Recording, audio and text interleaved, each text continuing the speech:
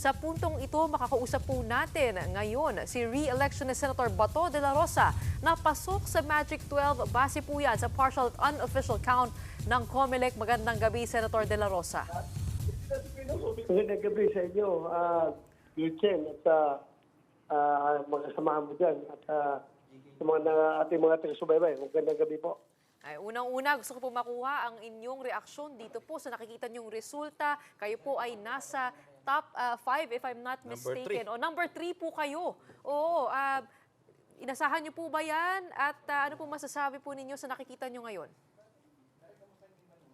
Yeah, yun naman ang nakikita natin, yung sa mga survey no, ng Pulse Asia, yung itong recent surveys nakikita natin nasa 2 to 4.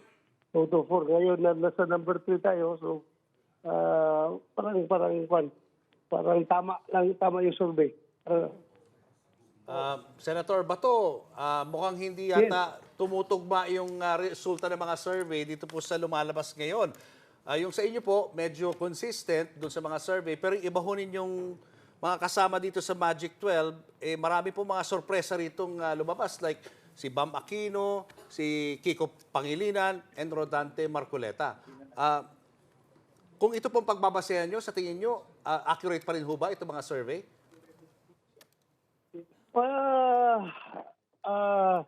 Mahirap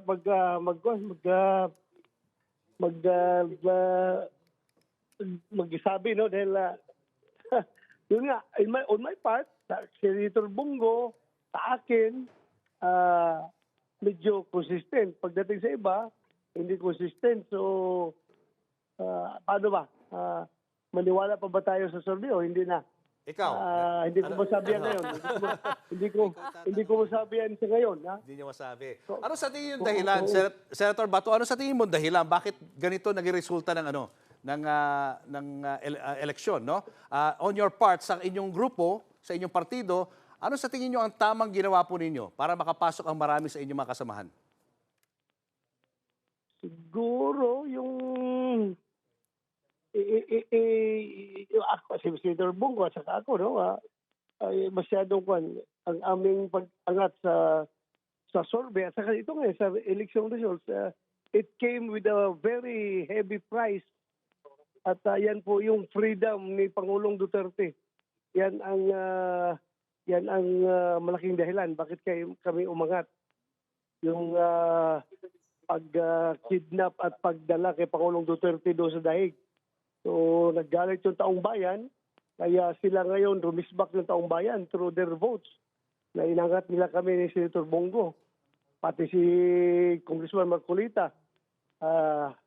Yun, umangat din. So, maybe, yan ang result. At wala pa ko iba nakitang rason. Dahil, yan man ang sinasabi ng taong bayan, wherever we go, nagalit sila sa pangyayari. So, doon lang ipapakita sa boto yung galit nila sa pangyayari ngayon. O, yun nga lang, dun po sa Duterte, parang dalawa pa lang po kayong nakakapasok, ano? Tatlo kami. Tatlo Si po Marcolita. ba? Oo. Tatlo, si Marcolita, oh. Ay, oo nga po pala. Tatlo dun sa Duterte. Kung idagdag mo yung plus 2 na si Amy at saka si Camille, magiging 5 kami. Kung idagdag yung plus 2. 5:5, no? Sa administrasyon, 5. Sa inyo, 5 rin. No? Parang ganun. Naalala ko po nabanggit niyo po sa interview natin na kayo po ay dumayo. Nag-focus kayo sa Luzon para makakuha ng boto doon. Tingin niyo po ba ay naging effective yun? O talagang ito pong pagkakulong ng dating Pangulo ang naging dahilan ng pag-angat po ng rankings po ninyo? Wala. I cannot attribute it to other factors. Kundi aside sa hirap ng guerrilla tactics, no, guerrilla campaigning na ginawa ko, ay malaking factor talaga yung nangyari kay Pangulong Duterte. Dahil yun naman mismo nanggagaling sa mga butante. Yung sinasabi na, sige na sir, relax lang kayo sir.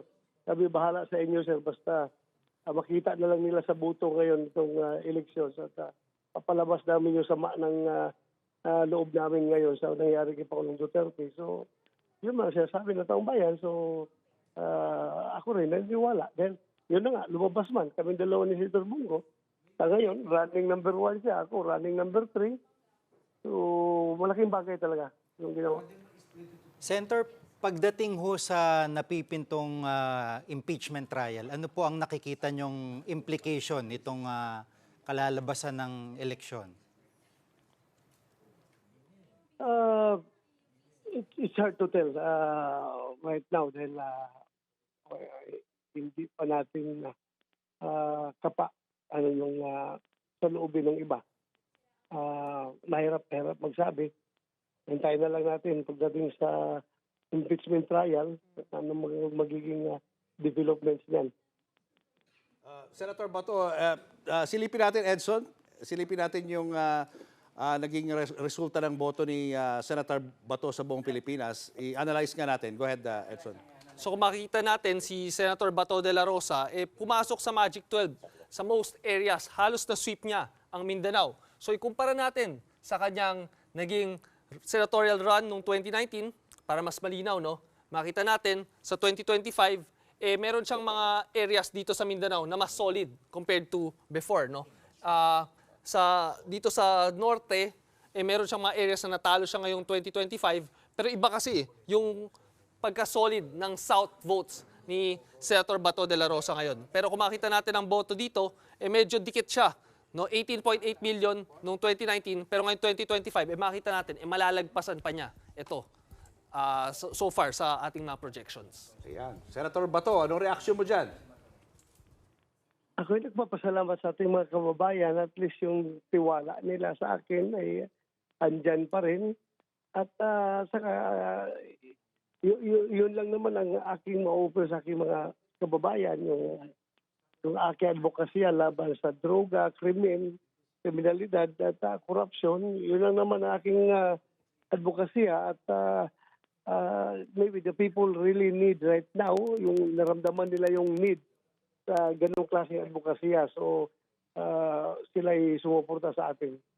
Was that deliberate on your part sa inyong partido po na mag-concentrate sa Mindanao at sa Visayas para sa mga boto?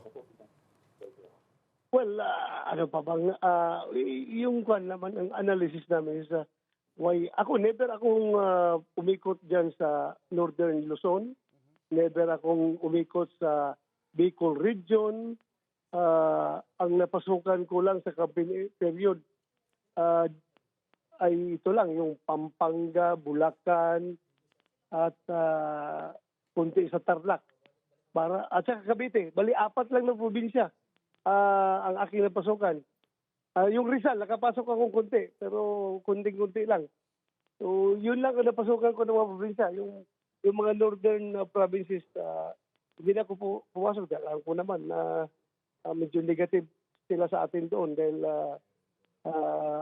alam mo, that's a pure Ilocano vote. So, although nakakuha pa rin tayo ng buto doon, pero hindi na ako umikot talaga doon. Sabi ko, dito lang ako mag-concentrate sa aking bailiwick. My bailiwick is Mindanao and yung Visayas, yung mga Cebuano-speaking provinces ng Visayas like Cebu, Bohol, Southern Leyte, and saka itong sa Negros Oriental. So dito na lang ako nag-concentrate. Dito na ako inikot ko ng gusto para I had to solidify my bailiwick. Oo. Nakausap niyo na po ba yung ibang mga kapartido po ninyo sa PDP laban dun sa Duterte? At ano pong sinasabi nila ngayon? Inaasahan po nila ngayon na pumapasok na po yung mga 60+% ng resulta. Well, hindi pa kami nakapag-usap dahil nasa kanya-kanyang pamamahay kami ngayon. We are not together. Hindi pa kami nakapag-usap. But I'm sure everyone is monitoring the results nitong elections. Lahat nakatutok ngayon sa TV. Nasaan po ba kayo, Senator? Oo. Dito ako sa Davao. Dito ako sa Davao. Oo. May reaksyon na ba si Vice President Sara? Wala pa akong kasi alam ko wala siya dito sa Davao City. Parang nag-out of town siya. Somewhere. Pero Pero kung sakasakali, saan po kayo titipon-tipon, no? Para ipagdiriwang nga kung itong panalo. Most likely din siguro sa Manila. Kasi andyan naman yung mas madaling makapag-organize dyan sa Manila. Madaling magkatawagan dyan. So makakatulog ka na ng mahimbing, Senator Bato, knowing that you're Muna, number baka- 3 sa ngayon. Huwag muna, baka mamaya, matulog ko ngayon. Kinabukasan, madagdagan ng 1 yung 3 ko, maging 13 ako. Hindi mo na ako matulog. Hindi ka na Baka matutulog. pagising mo ka, 13 na tayo. Pag 3 to 13. Pwede po kayo manatili doon sa Senate. Pwede. Pwede. Oo. Depende po sa bagong Senate President. Yeah. Kailangan natin yung Senate President na may angas, may bayag. Kailangan natin na ganun klaseng Senate President. Okay. Thank you. Okay. Senator Thank you, Bato thank you. de la Rosa. Salamat po. Salamat. Bilang